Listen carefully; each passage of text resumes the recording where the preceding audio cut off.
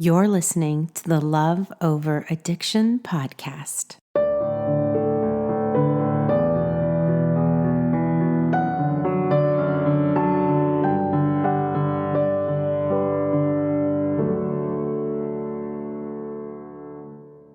Here's the deal. Hear me out on this. I think we have lots of common denominators with our loved ones who are suffering from addiction. And I think our commonalities are actually one of the reasons why we were attracted to them to begin with and why we continue to stay in an unhealthy relationship that we should probably leave. I know that's not true for everyone, but for a lot of us it is. So today I'm going to talk about kind of the parallel journey, and I hate that word and I'm using it more and more, but it's such a, nuanced word, but why our, relationships are with our loved one that's suffering from addiction, why our hurt and our pain and our struggles are very, very similar to the ones we love. So I'm going to talk about the traits of a codependent, and then I'm going to talk about the traits of an alcoholic or an addict, and I'm going to compare them.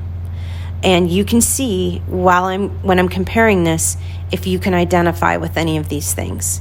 And maybe at the end of this podcast, you will feel more compassion and more forgiveness and more love towards your loved one who's struggling with addiction. I'm not saying that you're going to excuse their behavior or stay in an abusive relationship that you should leave.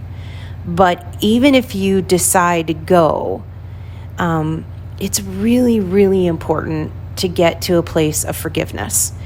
When I left my ex-husband, I left not out of anger, but because I wasn't angry when I had decided to leave. But I was really angry and really sad up until that point. Like, anger fueled me to get better.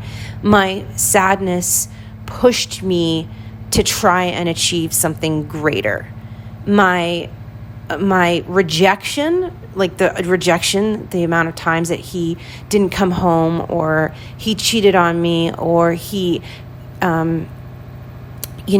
didn't show up for family events, or when he did, he would get drunk and pass out on the couch or hide in a room all by himself. All that pain, all that suffering pushed me forward to get to a point where I could one day look at him and clear as day know that leaving was my only choice, that I had to go. But eventually, over the next couple years, there was a moment in time, many moments, where I felt extreme forgiveness for all of the pain and suffering that he had caused me. And it wasn't right away, and it shouldn't have been right away. It wouldn't have been healthy for it to become right away. But now I can look at him. Sorry for the beeping, guys. I'm just keeping it real. That's my laundry that I'm doing because I work while doing laundry now because of COVID. So here's the deal, though. What I was saying, and I'm sorry for the detour there, is that I think now I look at him with complete forgiveness, and I look at him with complete peace. And that is the ultimate destination that we all need to get to. First, we need to forgive ourselves, and then we need to forgive them. And what I'm about to go into, I hope will help you get to the point of forgiveness, because you will recognize in your loved one of very similar traits that you have within yourself. And so why not offer forgiveness for everyone? Okay, so a codependent, and I'm going to use that word for the purposes of this podcast. A codependent, and I'm assuming that you are one because you're listening to this, and as am I, looks to someone else to feel better, right? We give our power away to other people. We place our worth in other people's hands, right? An alcoholic looks to a substance to feel better. So we look to other people, but an alcoholic looks to a drug or a liquid or sometimes, a gambling or pornography. Point is, both of us look outside of ourselves to feel better. We're both giving our power away to something, an unhealthy something, in order to feel good or validated or special or safe. A codependent hides their pain and trauma behind another person's pain or trauma. So I know when I was married to a substance abuser, it was amazingly beneficial to ignore all of my issues and my bad behavior and my childhood trauma so that I could completely focus on their trauma and their childhood and their pain. It was a great way to avoid, right? And an alcoholic or an addict hides their pain and trauma behind a substance. So they're using, instead of another person like we are, they're using a substance to alter the way they feel and to hide behind that substance. That substance is a smoke screen to avoid dealing with what they need to deal with, the hard stuff in life that they're avoiding. A codependent avoids making hard decisions.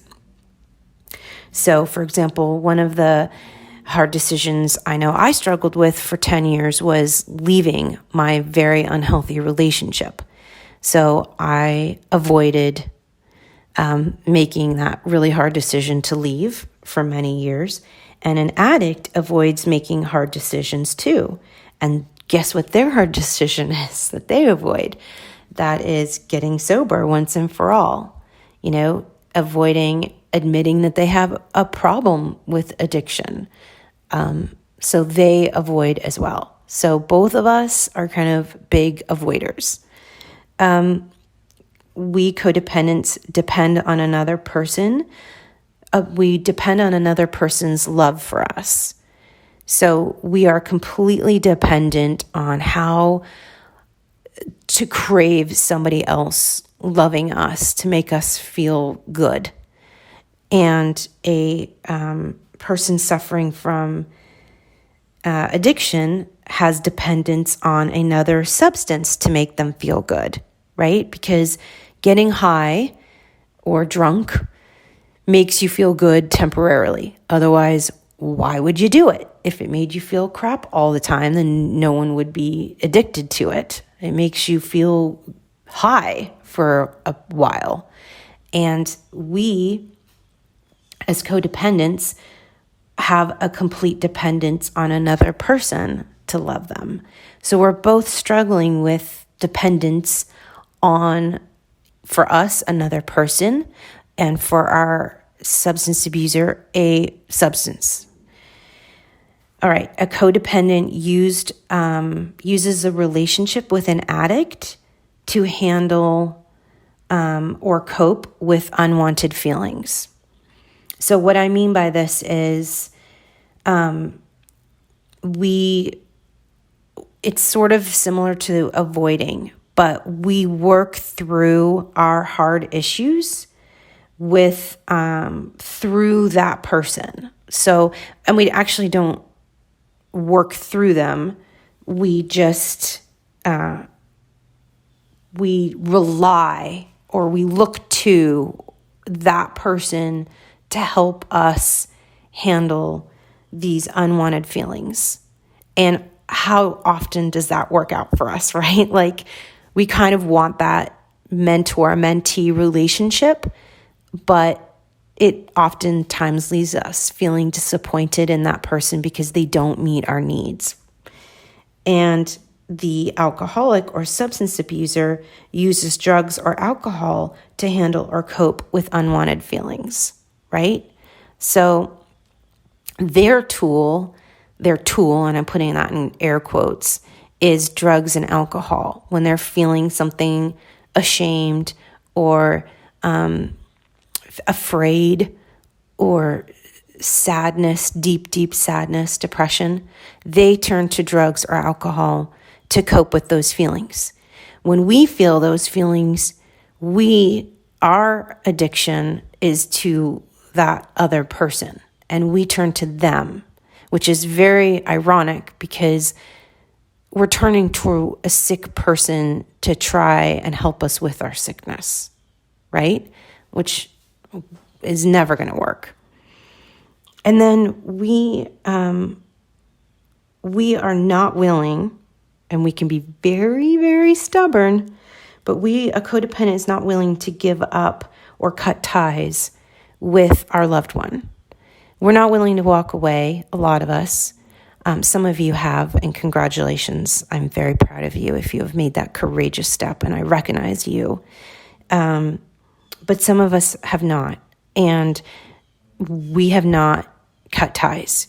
We've not walked away. We have not said, enough is enough. I've had enough. No more.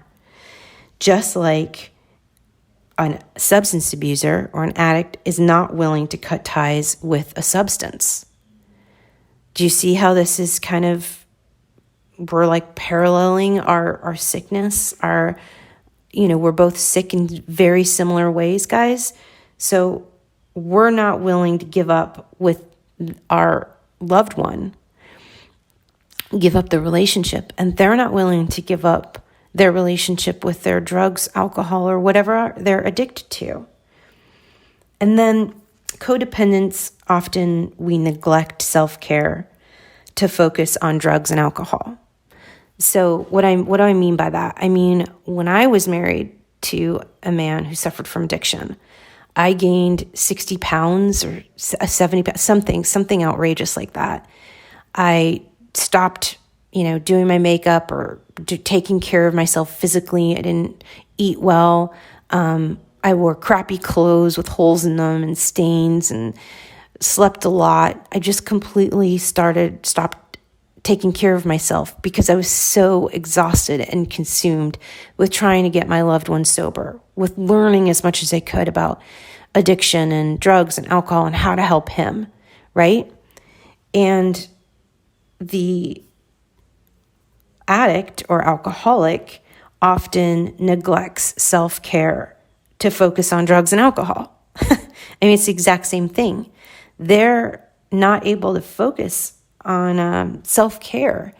Oftentimes they let themselves go, and maybe not physically, although a lot of people with substance abuse are underweight or overweight or don't have proper hygiene or don't, a lot of times they have very poor, teeth, oral hygiene.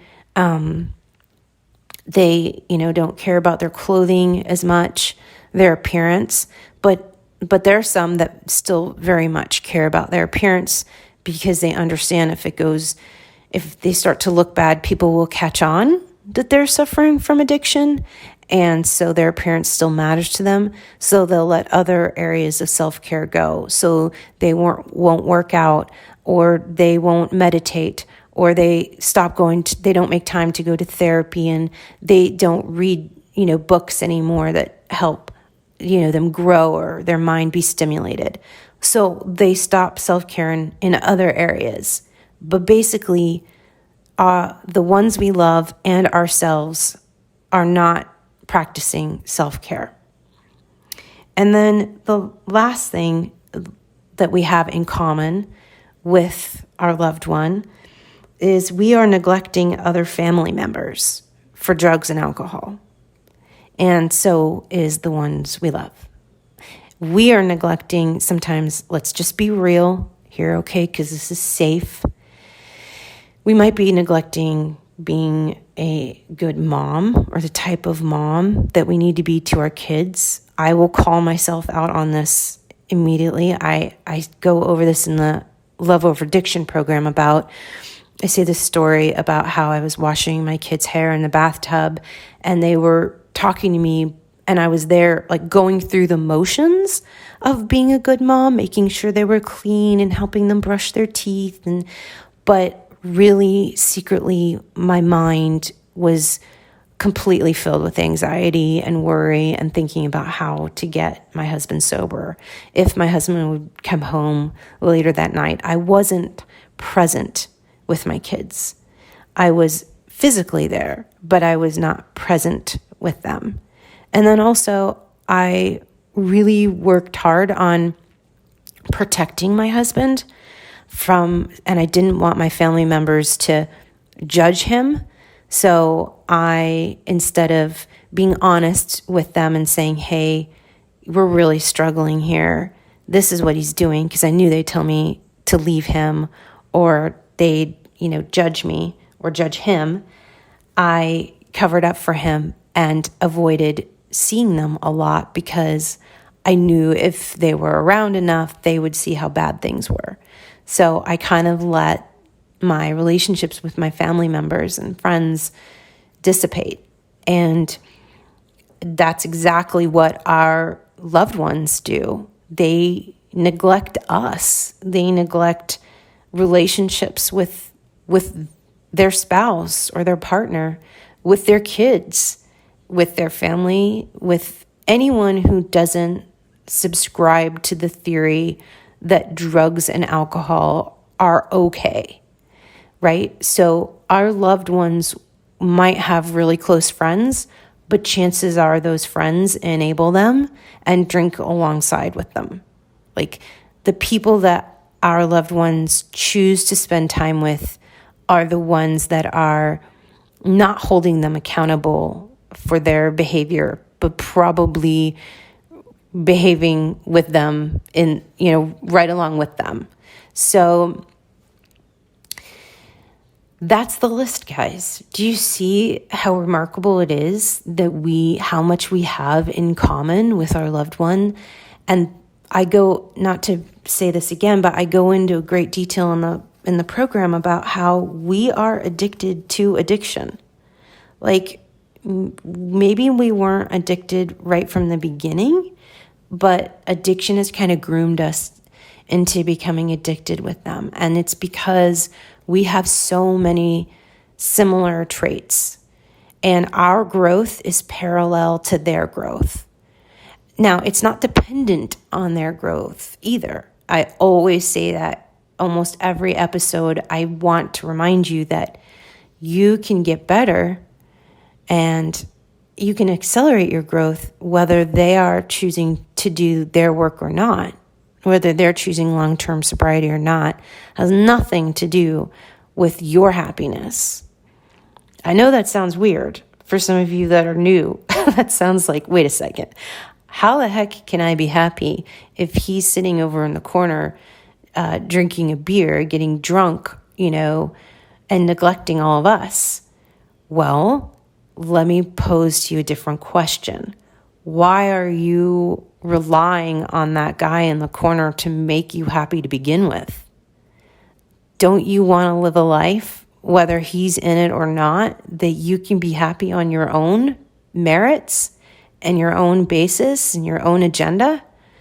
Don't you want to be an independent woman where you can have a great day regardless if the person around you has had a crappy day or not?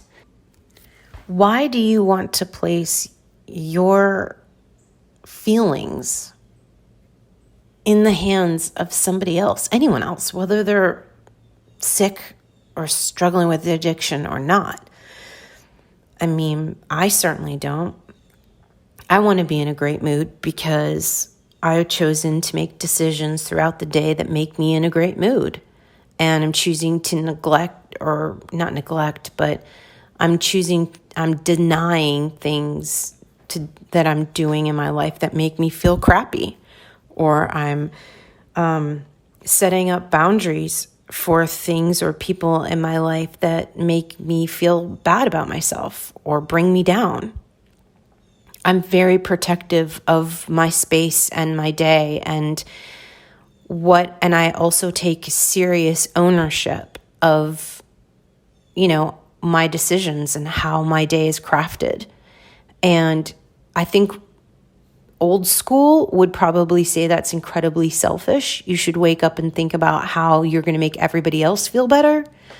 But new school recognizes that that's a really, really empty, dangerous place to live.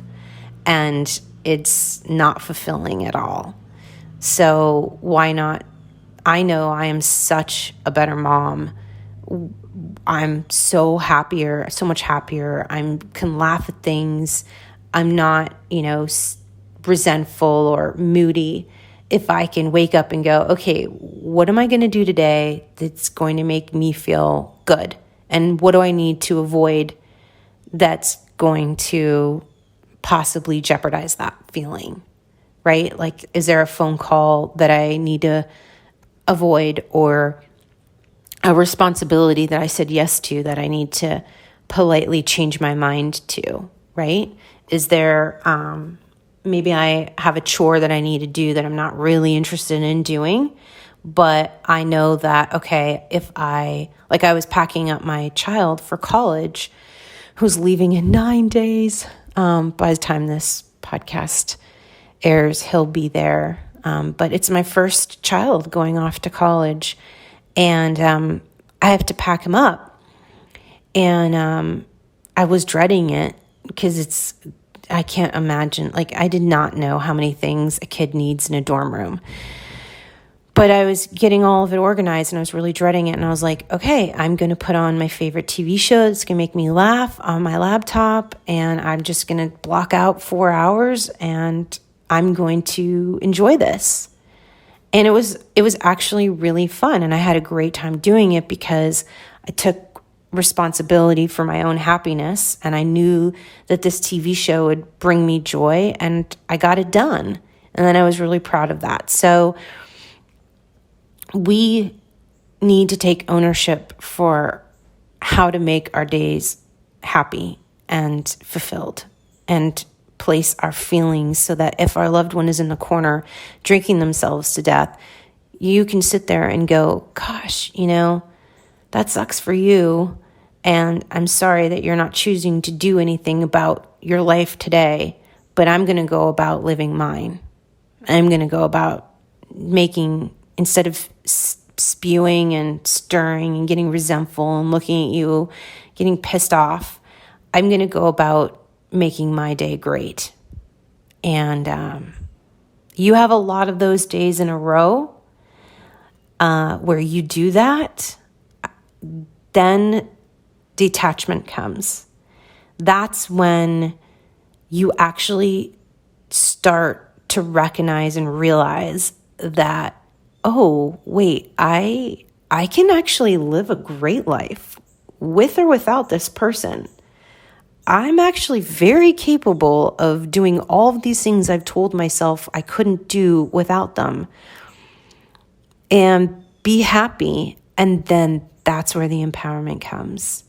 And that's when you can detach with love, because you're no longer relying on somebody else to justify or make you feel better. And that's incredibly liberating. And that's a sign of a healthy human being. And then leaving becomes an option. The idea of leaving becomes much more reasonable and possible. A lot of people, I think, come to this community and they want to know immediately, well, should I leave or should I go? And I was like that. And I always tell them, if you have to ask, then you're not ready to make a decision. You got a lot more work to do. So let's not start with that question. Let's first get you to a place where you really genuinely know you can be a happy person with or without them, because you've taken charge of your life.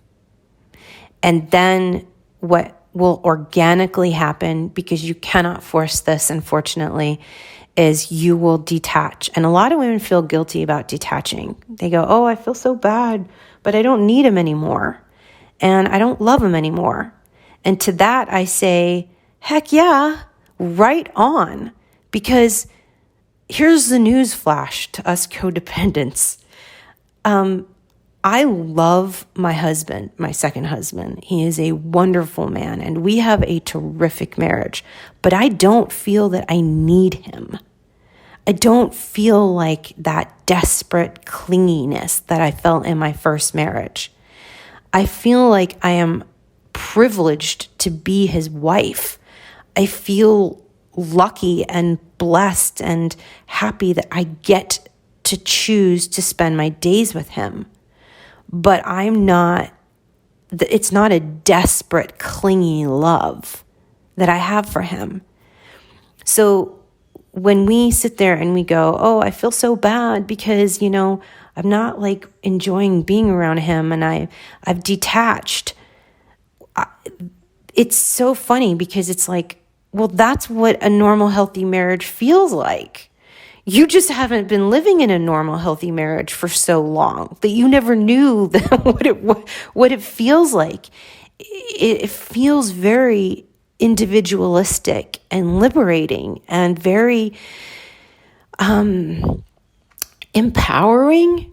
And so don't beat yourself up for feeling that way, because then what happens is after you've detached, you get to choose. Then you are in a place where you get to choose whether you want to stay or go. And the answer will be very clear to you. And then what happens next is you're on your own. You're very happy with your decision. You feel incredibly solid. You learn about yourself even more. You discover who you are and what you like and what you want. And you become, more content, and you grow roots, and you really do a lot of self-discovery. And then what happens is after that period of time, you'll meet somebody, but you'll be showing up for that next relationship as such a strong, independent woman that you won't scare that person away because of this desperate need for love, or be too clingy or obsessive with them. You know how like that happens sometimes with women where they overthink everything and they place too much stock in this guy, and then the guy or partner, woman runs away and is scared and is freaked out and is like, whoa, that's way too much. Well, that's because your energy is too desperate and you haven't done your work. You're not showing up as a self-sufficient, confident woman with gifts to offer. You're showing up as, well, do you like me? Am I good enough for you? Am I pretty enough for you? Am I saying the right things? Do I win you over? Am I perfect enough? And that energy is very insecure energy, and it's unattractive to a lot of people. But when you show up and you go, this is who I am. I love who I am. I'm very confident in who I am, and I'm not apologizing for it. And I'm going to be meeting you tonight, and this might sound conceited, guys, but you can say in your head, you go, and are you going to be lucky enough to be with me? Are you going to pass my tests?